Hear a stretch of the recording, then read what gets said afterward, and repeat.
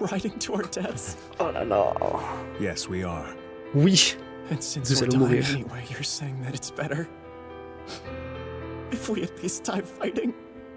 Ah putain, j'ai presque eu des frissons là. Vraiment, je vous jure que cette scène, elle marche trop bien sur moi cette scène. Hein. Vraiment, les discours comme ça, Erwin Smith ne méritait pas d'être sauvé. D'accord. Va falloir vraiment bien l'argumenter. J'imagine qu'il veut dire qu'il méritait pas d'être sauvé par rapport à Armin, quand il y avait le choix entre les deux. J'écoute tes arguments, mec. J'écoute ton explication.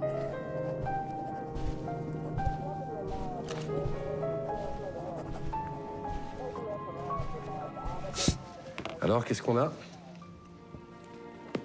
Un matelas Emma. Je pense que c'est Accueil une moelleux. publicité. Soutien ferme. Avec un matelas de cette qualité, la victime devait dormir profondément. Ah, il a l'air détendu, le bougre. Il n'a pas dû entendre venir son agresseur. Ça marche bien comme Vous voulez que je vous promo. dise, un tel confort de sommeil, c'est criminel. Cette vidéo est sponsorisée par Emma Matelas. Ah, j'avais pas Très compris. confortable, les matelas Emma possèdent une mousse à mémoire de forme. Les matelas Emma s'adaptent à toutes les formes corporelles et toutes les positions. Ils isolent les mouvements pour un sommeil de meilleure qualité. Emma, c'est également 10 ans de garantie et un essai sans risque de s'ennui, avec livraison et retour gratuit et la possibilité de payer en 4 fois sans frais. Et avec les promotions Back to School, jusqu'à moins 50% de réduction et 10% cumulable grâce au code créateur ou en passant par le lien en description. Alors pour un sommeil de qualité, commandez un matelas Emma.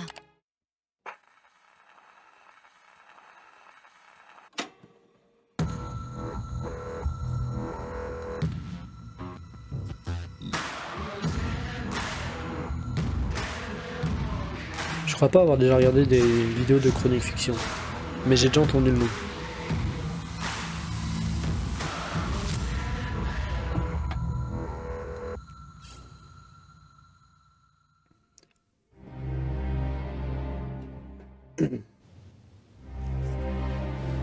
Un héros de guerre. Sa médaille, il l'a gagnée en reprenant un pont ennemi, une victoire qui a coûté la vie à une centaine d'hommes. Mais il n'est pas mort sur le champ de bataille. On l'a retrouvé ce matin chez lui, dans cette tenue, une balle dans la tête. Aucune lettre n'expliquant son geste. C'est donc à moi de déterminer s'il s'est vraiment donné la mort. Je m'attendais pas du tout à ça. Je m'attendais vraiment pas à ça. Je pensais qu'on était sur à peu près le même type de vidéo que juste avant, où genre c'est une voix off qui présente, qui fait une argumentation sur un truc. Le mec va vraiment loin pour faire sa vidéo et tout. C'est vraiment classe. C'est un sacré investissement en vrai de faire. En plus, c'est vraiment quali et tout. L'image, impressionnant. Pour juger un acte, il faut en connaître les réelles motivations. S'il est un domaine qui a offert aux spectateurs nombre de séries marquantes, c'est bien l'animation japonaise. Avec leur Putain, mais avec cette voix dans les oreilles là, c'est incroyable. Ce gars a une voix de fou. Ça, c'est une voix d'ASMR, ça. univers créatif et leurs personnages attachants, nombreux sont les animés qui ont su conquérir plusieurs générations de spectateurs. Oh la Une vache. œuvre deviendra immédiatement un phénomène. En 2013, les fans de Japanimation découvrent l'une des plus grandes séries animées de tous les temps. L'attaque des Titans de Hajime Isayama. Si la série se démarque par son animation presque des frissons, époustouflante, elle sera également saluée pour son scénario complexe, ses incroyables rebondissements. Oh, c'est Et ses un des meilleurs scénarios de manga que j'ai. C'est le meilleur scénario de manga que j'ai. Non, c'est pas le meilleur scénario de manga. C'est un des meilleurs scénarios de manga que j'ai lu de ma vie. Je pense qu'il est dans le top 3. Mais je pourrais pas faire de classement dans mon top 3. Je sais même pas ce qu'il y a d'autre dans le top 3 avec. Faudrait que j'y réfléchisse vraiment longuement.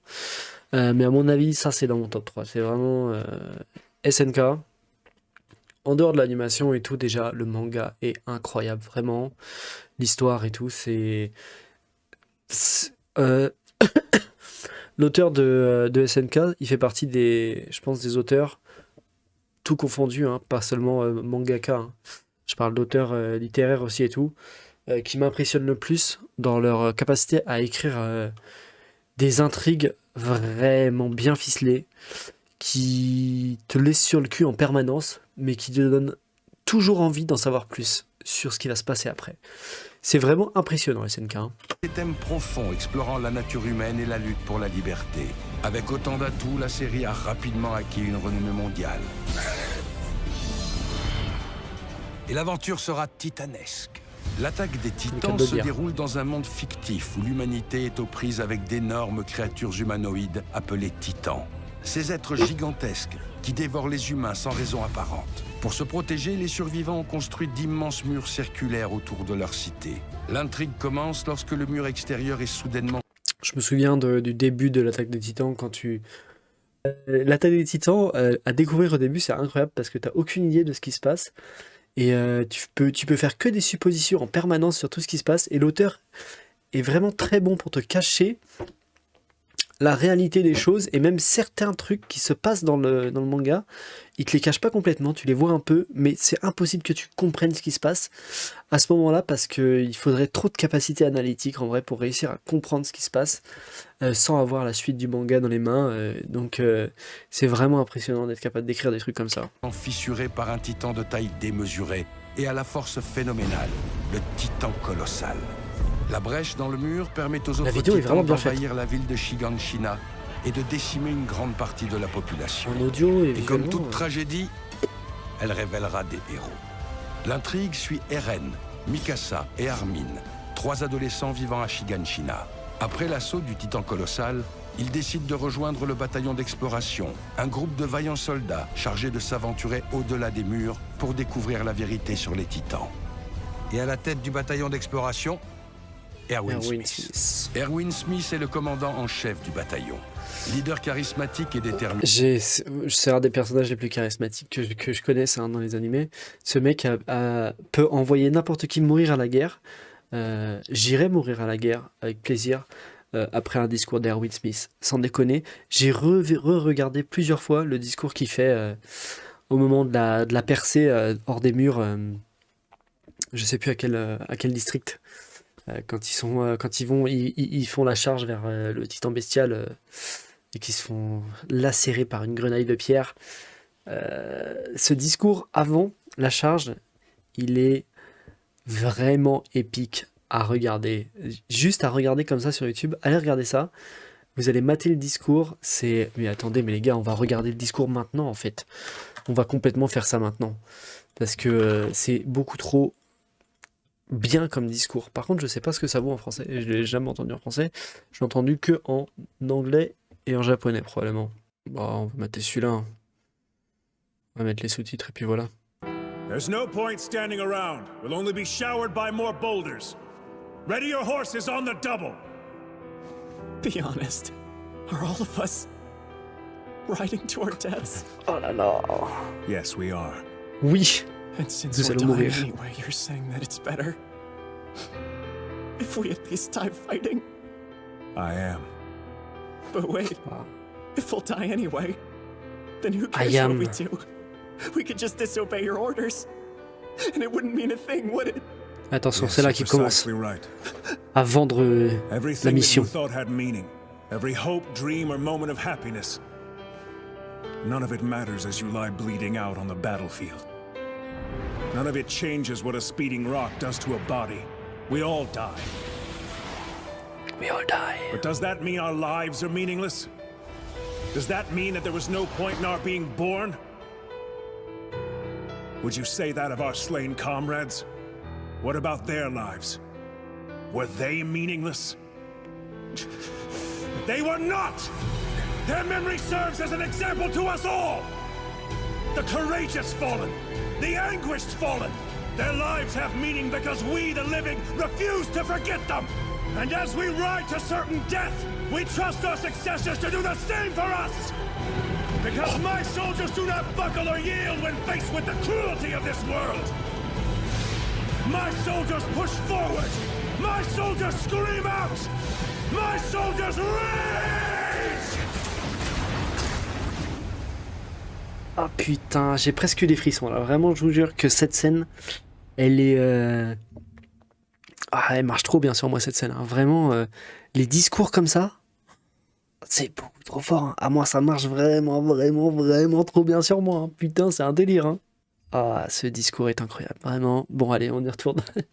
C'était une petite pause pour se mettre dans l'ambiance et bien comprendre qui c'est Erwin Smith, ok? Terminé, il est prêt à prendre des décisions difficiles pour le bien de l'humanité. Stratège de génie, Erwin est l'un des protagonistes les plus mémorables de la série. Sa forte personnalité et son sang-froid ont contribué à en faire un personnage iconique de l'attaque des Titans. Sa mort sera à la hauteur de son rang. Oh En oui. quête de vérité sur les Titans, Oh oui. le bataillon d'exploration se dirige vers une pièce secrète située dans le district de Shiganshina. Sur leur chemin, ils tombent sur le titan bestial. Un titan à l'aspect Ah, c'est juste animal, avant ce qu'on vient de doté voir. d'une grande intelligence et d'une puissance redoutable. Ce moment de la série Acculé, était. Ce moment de l'animé était vraiment incroyablement épique. Quand ils se font enfermer à Shiganshina et tout, c'est vraiment, vraiment très classe, hein. Le titan bestial qui fait un siège autour du truc et tout, avec Bertolt et Rainer à l'intérieur qui se battent contre les autres, il y a des moments comme ça dans SNK qui se retrouvent, qui sont tellement intenses en fait. Pendant des épisodes entiers, c'est hyper intense pendant plusieurs épisodes d'affilée. Tu es toujours au bord de ton siège prêt à te péter la gueule parce que c'est vraiment incroyable, hein.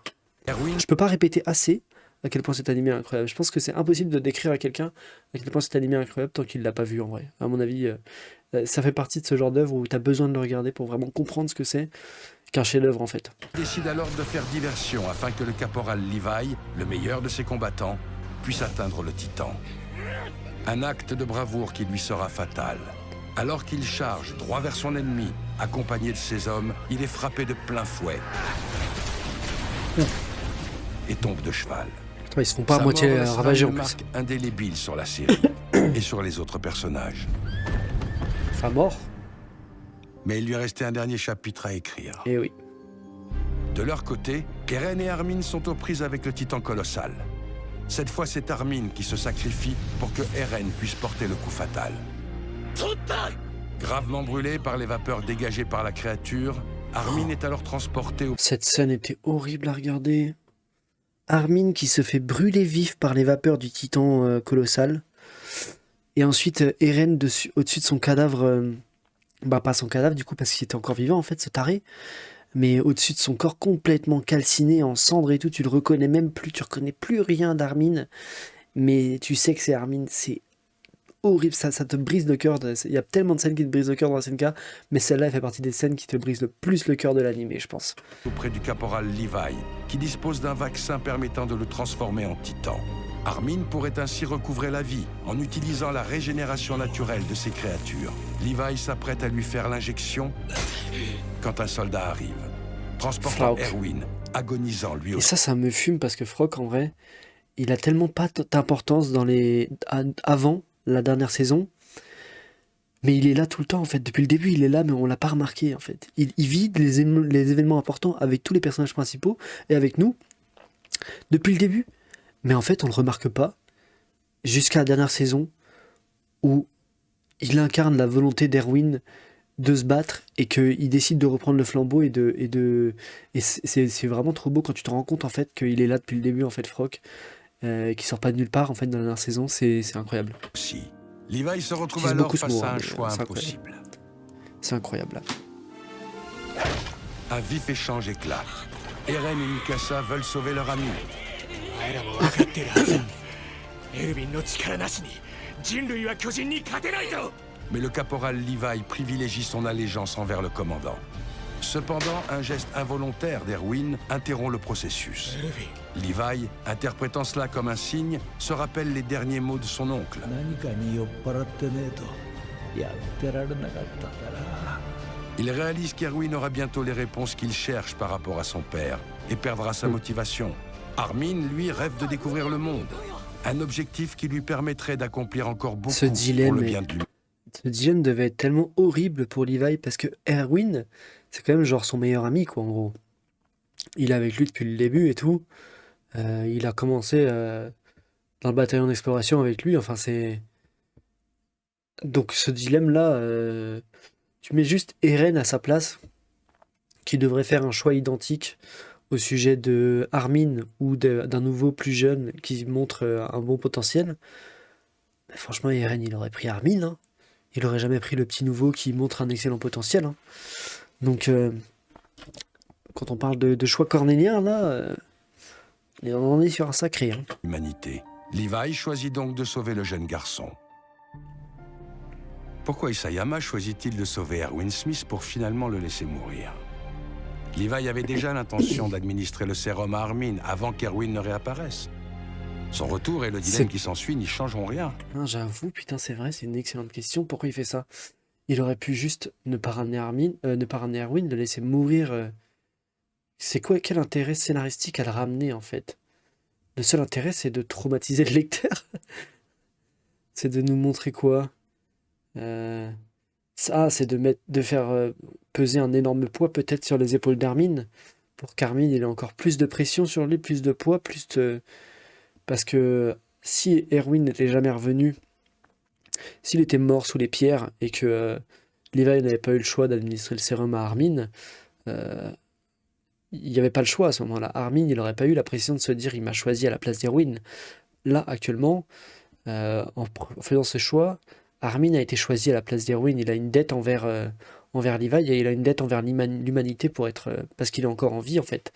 Bon, pas pour si longtemps que ça, puisque les titans, on sait qu'ils tuent très vite leurs hôtes, mais c'est peut-être pour ça.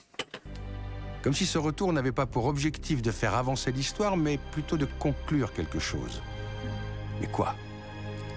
De plus, Erwin semblait avoir trouvé une mort parfaite. Un sacrifice grandiose sur le champ de bataille. Il était donc déjà mort en héros. Et si en réalité Erwin Smith n'était pas un héros? L'histoire moderne du Japon a été marquée par sa collaboration avec les nazis pendant la Seconde Guerre mondiale. Un héritage historique honteux. De toute façon, c'est exactement ce que dit Frock quand il ramène Erwin, hein. Il dit qu'il peut pas laisser mourir un mec comme ça parce qu'il mérite pas la mort en fait. Il est beaucoup trop démoniaque, il a envoyé tout le bataillon d'exploration se faire fracasser par les pierres du titan bestial juste pour permettre à Levi, juste pour qu'il puisse faire diversion, pour permettre à Levi de venir fracasser le bestial.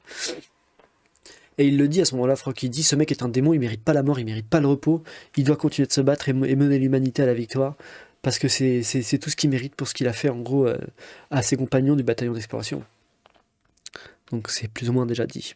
Génération d'Isayama. Que c'est pas un héros. L'attaque des Titans est donc un traité contre la guerre. Mais la série ne prétendra jamais qu'une paix éternelle est possible. La violence étant dans la nature, la guerre est inéluctable. L'œuvre propose donc deux visions de l'art de la guerre à travers l'opposition entre Erwin et Armin.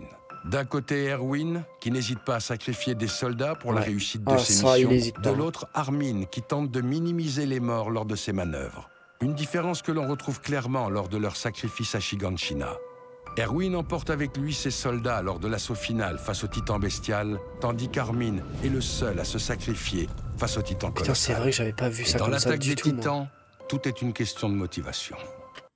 C'est ça qui est incroyable à mater des analyses de mangas qui sont aussi bien écrits ou d'œuvres aussi bien écrites, c'est que tu découvres des trucs que tu n'avais pas capté en fait en relisant. À ta première lecture, t'étais trop en surface en fait. Tu t'es pas rendu compte qu'il y avait une profondeur qui s'allait autant en profondeur en fait les scènes que tu as lues. Elles étaient incroyables, mais en fait quand tu les revois avec des vraies analyses, tu te rends compte qu'en fait, mais l'auteur il est encore meilleur que ce que tu pensais quoi. Au début de la série, les motivations des personnages rejoignant le bataillon d'exploration se divisent en deux catégories, altruistes ou égoïstes. Mikasa par exemple, guidé par l'amour, cherche avant tout à protéger Eren. A l'inverse, poussé par la colère et le désir de venger sa mère, Eren aspire à exterminer tous les titans. Une motivation personnelle qui finira par le consumer et le transformer en monstre. Ouais, ça c'est clair. Erwin était lui aussi devenu un monstre. Si dans un premier temps, Erwin Smith semble vouloir sauver l'humanité, on découvre finalement ses réelles motivations. Son désir de prouver la justesse des convictions de son père le pousse à trahir le principe altruiste du bataillon. Cette quête égoïste le rendra insensible aux pertes humaines et fera du brillant stratège un criminel de guerre au sommet d'une montagne de cadavres. Ouais. Le dilemme de Levi. Mais le truc, c'est que dans SNK, on s'en fout de ça. Parce que le mec, il a tellement une volonté de ouf à atteindre ses objectifs que c'est la meilleure personne pour diriger le bataillon d'exploration à ce moment-là. Parce que lui, avec des objectifs comme ça et une volonté comme la sienne, il a des chances de pouvoir mener l'humanité à la victoire. Et c'est tout ce qui compte en vrai dans SNK à ce moment-là. On sait pas la vérité en fait à ce moment-là. On sait pas ce qui se passe dans le reste du monde. Pour nous, à ce moment-là, dans SNK, le monde, c'est l'île du paradis en fait. Du coup, bah, Erwin à ce moment-là, ouais, par rapport à comment on voit les choses, c'est pas vraiment un méchant. Même si Frock il le décrit comme un démon, et je peux comprendre carrément pourquoi. euh, mais c'est la personne idéale en vrai pour diriger le bataillon d'exploration à ce moment-là. Condamné plus tôt dans la série, Erwin avait échappé une première fois à la peine de mort grâce à un coup d'État. En le faisant revenir et en le privant d'une mort héroïque, Isayama voulait qu'Erwin soit à nouveau jugé. Et l'opposer à Armin permettait d'avoir un élément de comparaison. Profondément marqué par le sacrifice de 200 000 réfugiés, Armin accordait de la valeur à la moindre vie. En le sauvant, Isayama condamne Erwin et nous révèle que le jeune garçon était la voie à suivre dans l'art de la guerre. Et qu'à l'aune de ses réelles motivations et de sa tendance à ne pas respecter la vie, Erwin ne pouvait être sauvé, et encore moins... Mais ouais, mais le être- truc c'est que Erwin, tu peux pas lui en vouloir parce qu'il respectait même pas sa propre vie pour atteindre ses objectifs, quoi. Il était prêt à sacrifier sa propre vie tant qu'il atteignait ses objectifs, c'était pas du tout un problème. Donc, effectivement, il sacrifie plein de gens, mais il est prêt à s'infliger le même sort à lui-même, c'est ça le truc. Et c'est pour ça que les gens ils sont prêts à le suivre, certainement. Parce que il a mené la charge quand il est allé contre le Titan. Il a fait un discours de bâtard, mais il s'est pas contenté de faire un discours de bâtard, il a aussi mené la charge. Et ça, c'est sûrement ce qui a décidé finalement, ce qui a fini de décider tous les hommes qui étaient avec lui à le suivre en vrai. un héros. Mais avant de mourir, Erwin accomplira une dernière mission. Juste avant de recevoir le vaccin, le commandant Smith lève le bras et stoppe son caporal. Un geste qu'on pourrait interpréter comme un malencontreux Ah hasard. oui, mais en fait, il levait la main en classe, je crois, à ce moment-là, dans ses rêves. Il était en train de revoir ses souvenirs de quand il était en classe avec son père, et en fait, je crois qu'à ce moment-là, il lève la main dans son rêve, et du coup, il lève la main dans la réalité aussi. Mais quelque temps avant sa mort, Erwin s'était mis à éprouver des remords. Par ce geste, il indique donc à Levi qu'il refuse d'être sauvé. En accomplissant cet acte, Erwin sauve Armin. Lui qui en a tant sacrifié, en sauvant une vie, il devient enfin un véritable héros. La mort d'Erwin Smith nous rappelle que ce ne sont pas les victoires qui font les héros, mais les vies sauvées. Ah, c'est bien dit, c'est beau. En troublant les notions du bien et du mal, la suite de la série Falco renforce et tout, l'idée putain, que oui. chaque vie doit être préservée. La saison 4, Les elle est... adversaires d'hier En termes de dilemme moraux, la saison 1 et 2 et 3 déjà, elle se pose là, les premières saisons. Mais la quatrième, en termes de dilemme moraux, c'est un délire, hein, vraiment. Les distinctions entre bien et mal, elles n'existent plus du tout. Mais genre, j'ai rarement vu des œuvres où il y a des distinctions entre le bien et le mal qui sont aussi floues, hein. Enfin, c'est même pas qu'elles sont floues, c'est qu'elles n'existent pas en fait. Il n'y a pas de bien et de mal dans la SNK, ça n'existe pas. Les personnages, ils ont tous de très bonnes raisons de se détester les uns les autres. Ils ont tous de très bonnes raisons de vouloir exterminer les autres. Et c'est fou de dire ça. Mais ils ont vraiment des bonnes raisons de vouloir exterminer les autres. Parce qu'en fait, s'ils le font pas, ils vont crever. Et c'est pas une question de discussion ou quoi que ce soit. Ils vont crever. Genre, c'est sûr à 100%. Donc, ah putain, cette saison était incroyable, vraiment. Ouais. peuvent en effet devenir les alliés de demain. Ainsi, même si la guerre est inévitable, la voie de la diplomatie est à privilégier afin de minimiser les morts. Voilà pourquoi, selon Isayama, le véritable Je viens de me rappeler des scènes et tout, en voyant les gamins avec les bonnets et tout, là, avec les trucs sur la tête. Oh, je viens de me rappeler des scènes des dernières parties de SNK. Mon Dieu, putain, cette série, c'est un malade, ce mec. Oh putain, dessiner des trucs comme ça, faut être fou, hein. C'est fou, vraiment c'est fou. destin des membres du bataillon d'exploration n'est pas de combattre, mais de devenir des émissaires de paix. Car le geste le plus noble que puisse accomplir un guerrier est d'éviter le combat. Sauver une vie, c'est sauver l'humanité tout entière. Ah, Forrest Gump. Oh, cette scène de Spider-Man est magnifique aussi. Je pense que c'est une des scènes qui me file les larmes aux yeux tout le temps, à mon avis. Quand il retient le putain de train comme ça, là, et que tu vois qu'il y met tous ses muscles et son costume, il craque et tout. Il craque de partout son costume tellement il force. Et après, t'as les gens qui l'attrapent, ils voient son visage, ils l'attrapent, ils le ramènent dans le train, là. Et ils lui remettent son masque et ils disent rien. C'est trop beau comme scène.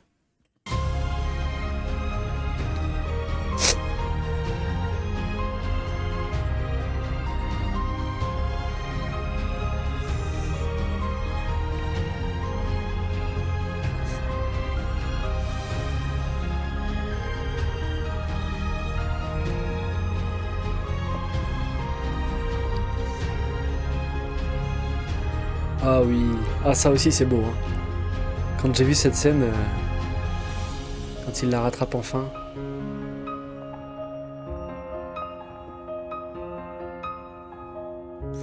Ah, ça, c'est un super beau film aussi. C'est Tu ne tueras point. Ce film-là, c'est Tu ne tueras point. C'est un mec qui part faire. Alors, je sais plus la guerre de quoi. Je pense que c'est peut-être Japon, quelque chose comme ça. Je sais plus où c'est. C'est la Seconde Guerre mondiale ou la Première. C'est une des guerres mondiales. C'est juste que je sais plus où il est déployé. Je sais plus où elle se passe l'action. Mais en gros, ce gars-là est un fervent croyant. Il est très religieux et il refuse de manier des armes et tout et de tuer parce que c'est dans la Bible et il refuse de de rompre ces principes-là quoi. Sauf qu'il est envoyé à la guerre. Donc ce qu'il fait c'est qu'il se forme en tant que médecin de guerre et il va jamais tuer personne. C'est une histoire vraie, hein. C'est inspiré d'une histoire vraie. Il va jamais vouloir prendre les armes et tout, jamais tuer personne. Par contre, il va sauver un nombre incalculable de vies, pas en les soignant après les batailles et tout, en allant sur le champ de bataille et en ramenant les mecs un par un sur le champ de bataille pour les sauver. C'est super beau comme film. Si vous l'avez jamais vu, je vous conseille, c'est Tu ne tueras point. Et c'est vraiment un très beau film. Très très très beau film. C'est très différent d'un film de guerre habituel, quoi. Mais ça marche vraiment très bien.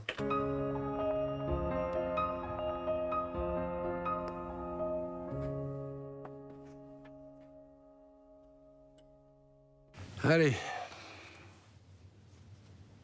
Qu'est-ce qu'on a là? Ah, peut-être une explication.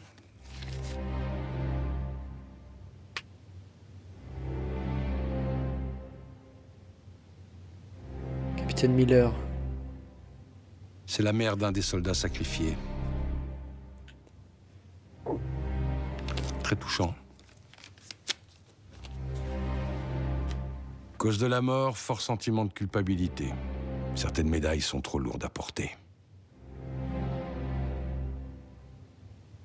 À bientôt. Et n'oubliez pas, on peut rater sa vie, mais pas sa mort. Je connaissais pas du tout Chronique Fiction, c'est vachement bien, putain. On va complètement remater des trucs d'eux. Oh, c'est vraiment bien. Oh, cette musique. Oh, profitez de cette musique, profitez.